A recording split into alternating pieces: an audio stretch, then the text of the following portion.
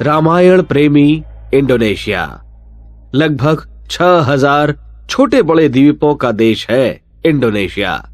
आबादी 12 करोड़ है और क्षेत्रफल 5,75,450 वर्ग मील है। छोटे द्वीपों में से अधिकतर ऐसे हैं जिनमें लोग साधारण सी नाव के सहारे आसानी से आते जाते रहते हैं। इस द्वीप समूह की पुरातत्व उपलब्धियों और अर्वाचीन परंपराओं को देखने से स्पष्ट है कि वहां भारतीय संस्कृति की गहरी छाप है।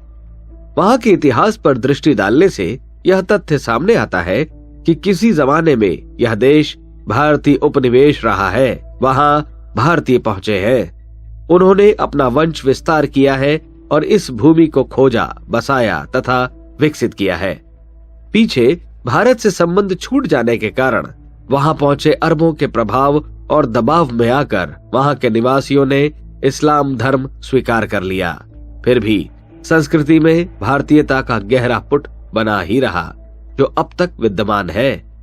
ईसा से लगभग 300 वर्ष पूर्व पाटलिपुत्र का कोई राजकुमार वहां पहुंचा और इन द्वीप समूहों में से कितने ही द्वीपों को उसने नए सिरे और नए ढंग से बसाया था। तब से भारतीयों का उस क्षेत्र में आना जाना बना ही रहा। पीछे भगवान बुद्ध के शिष्यों ने वहां पहुंचकर बौद्ध धर्म का प्रचार किया, किंतु इससे पहले शताब्दियों तक हिंदू धर्म का ही प्रचार विस्तार होता रहा और उस द्वीप समूह के प्रायः सभी निवासी हिंदू धर्मावलंबी बने रहे। इंडोनेशिया के अनेक नगरों के नाम अभी भी भारतीय नगरों के समान है, जैसे अयोध्या, हस्तिनापुर, तक्षशिला, गांधार, विष्णुलोक, लवपुरी नगर प्रथम आदि। इंडोनेशिया में भारतीय संस्कृति की स्थापना और उसके विकास विस्तार का महत्वपूर्ण विवरण श्री केम्पर के early Indonesia art, doctor Kumar Swami के history of India and Indonesia unity, स्टुटैरिम के रामा लेजेंडन and Rama reliefs in Indonesian ग्रंथों में प्रामाणिक सामग्री सहित प्रस्तुत किया गया है। इन्हें पढ़ने पर यह स्वीकार करने में कोई अड़चन नहीं रह जाती कि इंडोनेशिया द्वीप समूह में किसी समय भारतीय संस्कृत का ही बोलबाला था। इंडोनेशिया नाम ग्रीक भाषा का है, जो इंडो और नेसी शब्दों से जोड़कर बनाया गया है। इंडो का अर्थ है भारत और नेसी का अर्थ है द्वीप। इंडोनेशिया अर्थात भारत का द्वीप। यहाँ चिरकाल तक भारतीय सभ्यता की जड़ जिस गहराई तक जमी रही है, उसे देखते हुए यह नामकरण सर्वथा उचित ही कहा जा सकता है। इन द्वीप समूहों का इतिहास पिछले दिनों तक ईस्ट इंडीज कहा जाता रहा है। ईस्ट इंडीज अर्थात पूर्वी भारत। जिस प्रकार अब उत्तर भारत और दक्षिण भारत एक होते हुए भी उसकी भौगोलिक जानकारी के लिए उत्तर दक्षिण का प्रयोग करते हैं, उसी तरह किसी समय विशाल भारत का पूर्वी छोर इंडोनेशिया तक फैला हुआ था। उसके मध्य में आने वाले देश तो भारत के अंग थे ही। इस्लाम ने हिंदी, चीन और हिंदोनेशिया पर तूफानी वेग से आक्रमण किया। सन 1400 के लगभग इस क्षेत्र के लोग मुसलमान बनने को बाध्य हो गए। इससे पूर्व उस क्षेत्र में हिंदू धर्म का ही प्रचलन शताब्दियों से चला आता था। उपासना की दृष्टि से शिव की प्रथम और विष्णु की द्वितीय मान्यता वहां पर थी। उपलब्ध मूर्तियों, अवशेषों तथा शिलालेखों से यह पूर्णतया स्पष्ट होता है कि उस देश में शिव मंदिरों की स्थापना बड़े उत्साह के साथ हुई थी। साथ ही विष्णु मंदिर भी बनाए गए थे। शिव और विष्णु की सम्मिलित मूर्तियां भी मिली हैं। यूं सारा कंबोडिया इस्लाम सभ्यता के प्रसार के साथ साथ मंदिरों के खंडरों से भरता चला गया, पर अब भी जो बचे हैं उनको कम महत्वपूर्ण और गौरवास्पद नहीं कहा जा सकता। इंडोनेशिया के प्रथम शिक्षा मंत्री यासीन ने उस देश का विस्तृत इतिहास ताता नगरा मजहित सप्तपर्व नाम से लिखा है और उसमें रामायण को उस देश की सांस्कृतिक गरिमा के रूप में स्वीकार किया गया है। महाभारत पर आधारित देवरुचि, अर्जुन विवाह, काकाविन, द्रौपदी स्वयंवर, अभिमन्यु वध आदि कितने ही कथानक भी यहाँ की नाट्य परंपराओं में सम्मिलित हैं। 11वीं शताब्दी में महाभारत लिखा गया। जिसका नाम है महायुद्ध। जोग्याकार्ता का प्राचीन शिवालय 140 फुट ऊंचा है। इसमें 16 बड़े और 240 छोटे मंदिर सम्मिलित हैं। भूचाल से ध्वंस होने पर भी जो कुछ बचा है वह भी अत्यधिक हृदयग्राही है। रामायण अभिनयों में ज्योग्या के सुल्तान की पुत्रियां सीता और त्रिजटा का अभिनय करती थी। 7 सितंबर 1971 में इंडोनेशिया ने विश्व का सर्वप्रथम अंतर्राष्ट्रीय रामायण महोत्सव आयोजित किया और राष्ट्र संघ को उसमें सहयोग देने के लिए राजी कर लिया।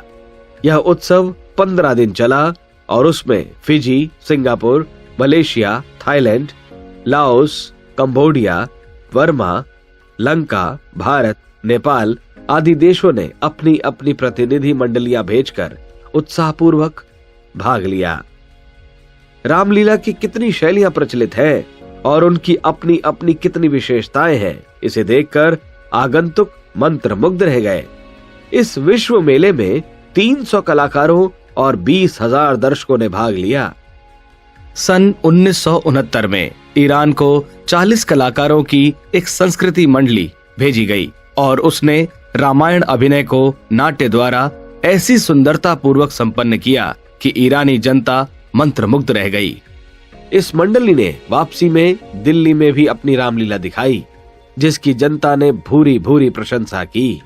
यूं भारत में भी रामलीला का प्रचलन है। दशहरे के अवसर पर रावण वध, भरत मिलाप आदि के दृश्यों सहित छोटे बड़े समारोह उत्तर भारत में प्रायः हर नगर में होते हैं, पर इंडोनेशिया में रामलीला क्रमशः अधिकाधिक कलात्मक होती गई है और उसके साथ जुड़े हुए नृत्य अभिनय इतने ऊंचे कला स्तर पर जा पहुंचे हैं कि उस क्षेत्र की सुरुचि को सराहे बिना नहीं रहा जा सकता। चर्म पुतलियों द्वारा संपन्न होने वाले नाटक भारत की कठपुतली कला को बहुत पीछे छोड़ देते हैं। बिहार के सेराई कला क्षेत्र में छाऊ नृत्य को देखकर इस क्षेत्र की नृत्य शैली को थोड़ा आभास भर मिल सकता है। विष्णु वाहन गरुड़ इंडोनेशिया निवासियों के श्रद्धा पात्र हैं। उनके नाम से गरुड़ एयरवेज कंपनी चलती है। विदेशों की यात्रा का सरंजाम प्रायः उसी को जुटाना पड़ता है। गरुड़ पर सवारी कीजिए, गरुड़ गति से प्रवास कीजिए जैसे विज्ञापन इस वायुयान कंपनी की तरफ से बांटे चिपकाए जाते हैं। गरुड़ नाम को प्रधानता इसलिए इन विज्ञापनों में दी जाती है कि जनता में सहज गरुड़ श्रद्धा की चर्चा करके यात्रा के लिए अधिक उत्साह उत्पन्न किया जाए। पंडान कस्बे की दुकानों के नाम अर्जुन, नकुल, लक्ष्मण आदि पर है। एक एक्सप्रेस गाड़ी का नाम है भीम। चमड़े की बनी पुतलियां यहाँ की बड़ी दुकानों पर हर जगह मिलती है। उसी प्रकार हनुमान, रावण, जटायु आदि के मुखौटे भी जहां तहां बिकते देखे जा सकते हैं। न्यूयॉर्क में एक इंडोनेशियाई मुसलमान ने एक शानदार होटल खोला है। उसका नाम रखा है रामायण होटल। धर्म से मुसलमान होते हुए भी इंडोनेशियाई वासियों की संस्कृति में रामायण के लिए श्रद्धा का गहरा पुट है। उनके नाम अभी भी रत्न देवी, लक्ष्मी सीता, द्रौपदी, मेघवती तथा कार्तिकेय, सुकर्ण, सुव्रत, सुजय आदि पाए जाते हैं। इस होटल के उद्घाटन में राष्ट्रीय संघ के तत्कालीन अध्यक्ष श्री आदम मलिक सप्तनीक उपस्थित थे। श्री मलिक इससे पहले इंडोनेशिया सरकार के मंत्री रह चुके हैं। इस्लामी विस्तारवाद भारत को रौंदता हुआ 14वीं सदी में इस क्षेत्र में भी जा पहुंचा और अपनी गहरी जड़ें जमाई। इस क्षेत्र की जनता में 90% मुसलमान हैं। शेष 10% में हिंदू तथा अन्य धर्मानुयायी तथा अन्य धर्मावलंबी शामिल हैं। पुर्तगाल, डच, फ्रांसीसी और अंग्रेजों की घुसपैठ भी 15वीं सदी के आरंभ में हो गई थी, जो पिछली शताब्दी तक चलती रही। इंडोनेशिया के राष्ट्रपति सुकर्ण ने एक समय पंडित जवाहरलाल नेहरू को एक पत्र लिखा था। इंडोनेशिया और भारत की जनता रक्त और संस्कृति के पवित्र एवं सुदृढ़ धागों से परस्पर मजबूती के साथ बंधी है। स्वतंत्रता प्राप्त करने के बाद इंडोनेशिया और भारत के संबंध बहुत ही अच्छे थे। पीछे चीनियों ने उन्हें विषाक्त बना दिया। क्रमशः अब सुधार हो रहा है और आशा की जाती है कि धर्म की भिन्नता रहने पर भी इंडोनेशिया और भारत की सांस्कृतिक एकता दोनों को पुनः घनिष्ठता के संबंध सूत्र में बांधे बिना न रहेगी।